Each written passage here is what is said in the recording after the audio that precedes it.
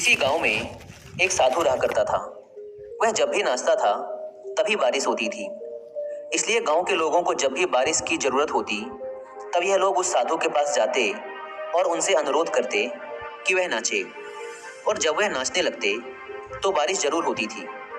कुछ दिनों बाद 4 लड़के शहर से गांव में घूमने आए। जब उन्हें यह बात पता चली कि किसी साधु के नाचने से बारिश होती है तो उन्हें यकीन नहीं हुआ। शहरी पढ़ाई लिखाई के घमंड में उन्होंने गांव वालों को चुनौती दे दी कि अगर हम भी नाचेंगे तो बारिश होगी, और अगर हमारे नाचने से बारिश नहीं हुई तो साधु के नाचने से भी बारिश नहीं होगी। अगले दिन सुबह सुबह गांव वाले उन चारों लड़कों को लेकर साधु के कुटिया के पास पहुंचे।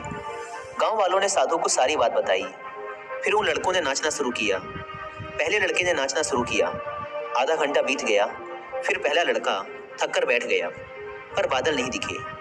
कुछ देर बाद दूसरे लड़के ने नाचना शुरू किया और 1 घंटे बीतते बीतते वह भी थक कर बैठ गया। बाकी दोनों लड़कों ने भी ऐसा ही किया, पर बारिश नहीं हुई।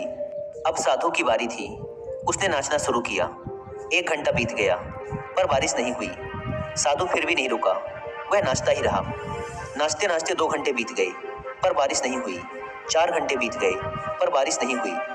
लेकिन साधु तो रुकने का नाम ही नहीं ले रहा था। धीरे धीरे शाम ढलने लगी कि तभी बादलों की गड़गड़ाहट सुनाई दी और थोड़ी देर बाद जोरों की बारिश होने लगी। यह देखकर चारों लड़के दंग रह गए और तुरंत साधु से क्षमा मांगी।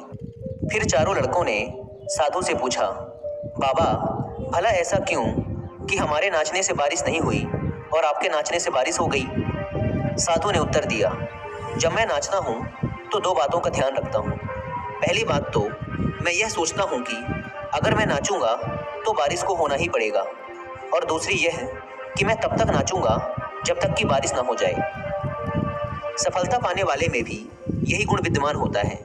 वे जिस काम को भी करते हैं उसमें उन्हें सफल होने का पूरा भरोसा होता है, और वह तब तक उस काम को करते हैं जब तक कि उसमें सफल ना हो जाएं। इसलिए अगर हमें सफलता हासिल करनी है तो इस साधु की तरह ही अपने लक्ष्य को प्राप्त करना होगा।